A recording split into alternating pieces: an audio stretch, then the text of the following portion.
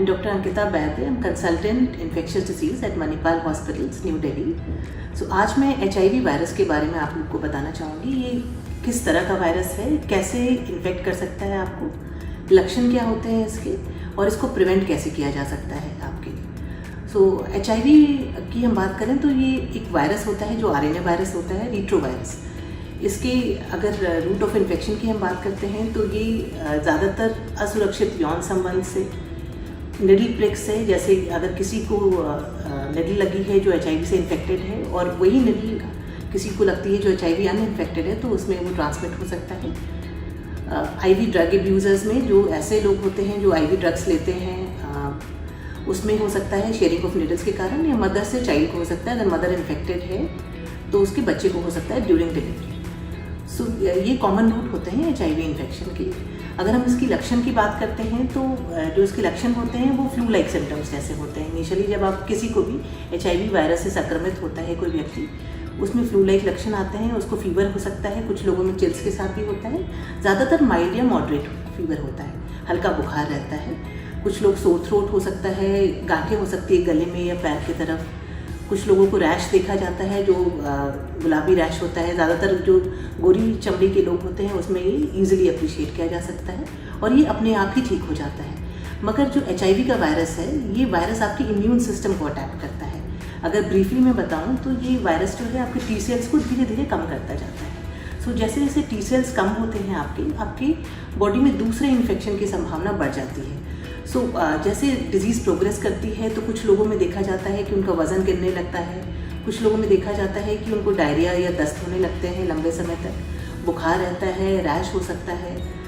ऐसे लोगों में अगर कुछ ऐसा है तो उसमें HIV की जांच करनी काफ़ी ज़रूरी है, क्योंकि समय रहते अगर इसका इलाज शुरू किया जाए तो इम्यूनिटी ज़्यादा ख़राब नहीं होगी. और जो फर्दर ये एड्स में प्रोग्रेस करता है, जिसमें कि ऐसी बीमारियां हो जाती हैं जिसका इलाज भी मुश्किल होता है, और रेयर बीमारियां जैसे rare fungal infection, rare bacterial infection, rare parasitic infection या रेयर वायरसेस का इन्फेक्शन. सो ये चीज़ें एड्स में डेवलप कर जाती है और डिफ़िकल्ट होती है उस समय मैनेज करना. थर्ड पॉइंट जो मैं बताना चाहूँगी, इसका प्रिवेंशन कैसे कर सकते हैं. सो अगर किसी को जो मैंने रूट्स बताया है उस रूट्स को ध्यान में रखते हुए हम इसको प्रिवेंट कर सकते हैं. जो बैरियर कॉन्ट्रासेप्टिव का यूज़ करें यौन संबंध के समय, या निडल जो है वो शेयरिंग ना हो, डिस्पोजेबल निडल्स यूज़ करें. और मदर टू चाइल्ड ट्रांसमिशन को रोकने के लिए कुछ दवाइयाँ चलती हैं HIV वायरस के लिए, जिससे कि मदर के अंदर वायरल लोड काफ़ी कम हो जाता है और वो चांसेस ऑफ ट्रांसमिशन बच्चे में वो कम किया जा सकता है. साथ ही साथ एक कंसेप्ट होता है पोस्ट एक्सपोजर प्रोफाइलैक्सिस का, जिसका अगर ब्रीफली मैं बताऊं तो जिनको भी ऐसा है कि जिनको HIV के संक्रमित व्यक्ति के संपर्क में आए हैं, वो किसी भी माध्यम से हो सकता है, निडल प्रिक हो सकता है या असुरक्षित यौन संबंध से हो सकता है, उसमें एक पर्टिकुलर ड्यूरेशन का कोर्स चलता है एंटी रिट्रोवायरल्स का, एंटी HIV ड्रग्स का, और इससे उनमें HIV डेवलप करने की संभावना काफ़ी हद तक कम की जा सकती है. बट ये भी मैं स्ट्रेस देना चाहूँगी कि ये जो कोर्स चलता है ये उसी एपिसोड के लिए. तो जो भी आपका हाई रिस्क बिहेवियर है इसको मॉडिफाई करना बहुत ज़रूरी है. ऐसा नहीं है कि 28 दिन की या उतने ड्यूरेशन की आपने दवाई खाई तो आगे भी आप उस HIV की इन्फेक्शन से बचे रहेंगे अगर आप उस बिहेवियर को कंटिन्यू रखते हैं. एक चीज़ और है जो नई चीज़ है अभी सीरो डिस्कॉर्डेंट कपल्स के लिए, जिसमें ऐसा कुछ लोग होते हैं जिनमें कि हस्बैंड या वाइफ में से एक ही HIV पॉजिटिव होता है और दूसरा पार्टनर जो होता है वो नेगेटिव होता है.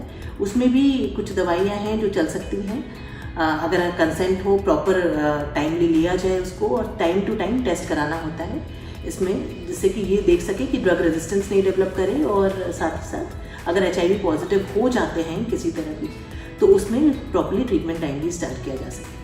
तो with this note you should all stay safe and updated about this infection. Don't be fearful. This right now जो भी दवाइयाँ हैं इसके लिए, this is very much safe and effective and you can have a normal healthy life even you are HIV infected. So बस जो treatment होता है, जो वैक्सीनेशन है, ये आपको टाइम टू टाइम अपना अपडेटेड रखना होगा.